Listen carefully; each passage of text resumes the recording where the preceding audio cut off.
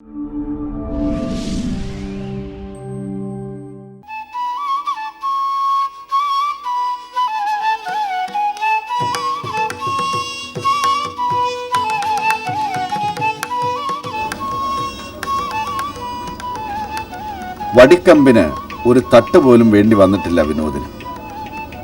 കെട്ടിയഴിക്കൽ ചടങ്ങിൻ്റെ മുറകളോ ശിക്ഷണങ്ങളോ ഒന്നും ഇവനുമേൽ പ്രയോഗിക്കേണ്ടി വന്നിട്ടില്ല എന്ന് കേൾക്കുമ്പോൾ ഏത് ആനപ്രേമിയാണ് അതിശയിക്കാത്തത്? ഈ ഇണക്കം തന്നെയാണ് അമ്പലങ്ങളിൽ വിനോദിനെ വേണ്ടപ്പെട്ടവനും പ്രിയപ്പെട്ടവനുമാക്കുന്നത്. തോട്ടികൊണ്ടോ വലിയ കോലുകൊണ്ടോ തട്ടി എഴുന്നള്ളത്തുകളിൽ ഇവൻ്റെ ശിരസ് ഉയർത്തി നിർത്തേണ്ട ആവശ്യമില്ല. തൻ്റെ ഉത്തരവാദിത്വം തിരിച്ചറിയുന്ന ഒരു ഭടൻ്റെ ഉണർവോടെ വിനോദ് നിൽക്കും. അതിനിടയിൽ ഏത് പ്രലോഭനം വന്നാലും വഴങ്ങില്ല. മാത്രമല്ല, ഒപ്പമുള്ളവരോട് ആരോഗ്യകരമായൊരു മത്സരം കൂടിയുണ്ട്. ആ ഒറ്റ നിലവ് കണ്ടാൽ ഏത് ദൈവവും പ്രസാദിക്കും. അത്രമാത്രം ഭക്തിയോടെയാണ് വിനോദിൻ്റെ എഴുന്നള്ളത്തുകൾ.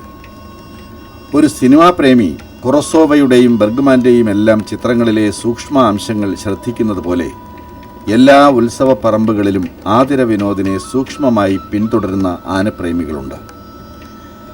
അവർ രാത്രിയിലും വെട്ടിത്തിളങ്ങുന്ന ആ തലയെടുപ്പിനെയും തിടംപേറ്റിയ സൗന്ദര്യത്തെയും അടുത്തറിയുവാൻ അവൻ വരുന്ന ഇടങ്ങളിലേക്കെല്ലാം യാത്ര നടത്തുന്നു, ആഹ്ലാദപൂർവ്വം. 10 വർഷം കൊണ്ട് ഈ ആനയെ നേരിട്ടറിയാവുന്ന വ്യക്തി എന്നുള്ള നിലയ്ക്ക് ഈ ആന കാഴ്ചയിൽ കേരളത്തിലെ നാടനാനകളുടെ രൂപസാദൃശ്യമുള്ള ആനയാണ്. അതുപോലെ സ്വഭാവം, മതപ്പാടിൽ പോലും ആനയെ എഴുന്നള്ളിക്കാമെന്നുള്ള അത്ര സ്വഭാവശുദ്ധിയുള്ള ആനയാണ്. ഇതിനെ കെട്ടിയഴിക്കേണ്ട ആവശ്യമേ ഇല്ല.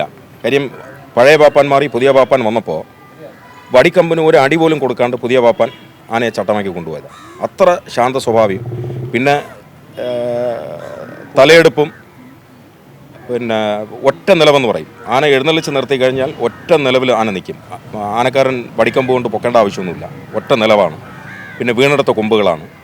എല്ലാ സ്വഭാവവും അഴകും ഒക്കെ ഒത്തിണങ്ങിയ ആനയാണ് ഈ വിനോദ്. കൂട്ടാനയുടെ ശല്യമൊന്നുമില്ല. കൂടെ എഴുന്നള്ളിക്കുന്ന ആനകളോട് യാതൊരുവിധ ശല്യമില്ല.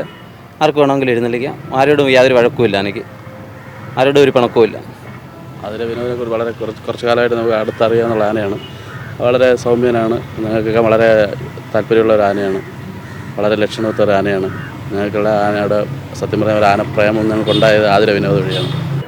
ആതിര വിനോദ് 2 കൊല്ലമായി ഇപ്പോൾ എറണാകുളം ജില്ലയിലേക്ക് ഒരു എടുത്തു വളരുന്ന ഒരു ആന, അല്ലെങ്കിൽ വളരെ അറിയപ്പെട്ടു വരുന്ന ഒരു ആന ആണ് ആതിര വിനോദ്.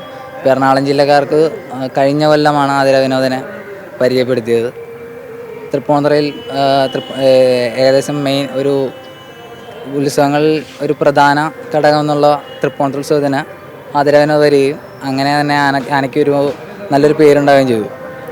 പിന്നെ എറണാകുളം തൃശ്ശൂർ ഭാഗങ്ങളിലേക്ക് ഇനിയും ആതിര വിനോദ് വരണമെന്നാണ് എൻ്റെയും എന്നെപ്പോലുള്ള ആനപ്രേമികളുടെയും ഒരാഗ്രഹം.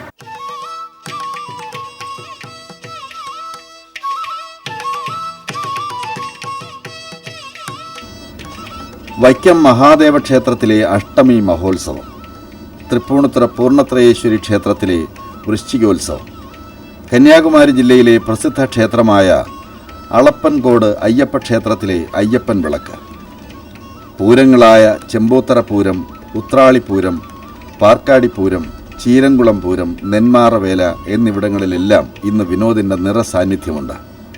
ലൊക്കേഷനുകളിൽ നിന്നും ലൊക്കേഷനുകളിലേക്ക് പാഞ്ഞു നടക്കുന്ന ഒരു സൂപ്പർ താരത്തിൻ്റെ പരിവേഷമാണ് ഉത്സവ പറമ്പുകളിൽ ആതിര വിനോദിന് എന്ന് ചുരുക്കം.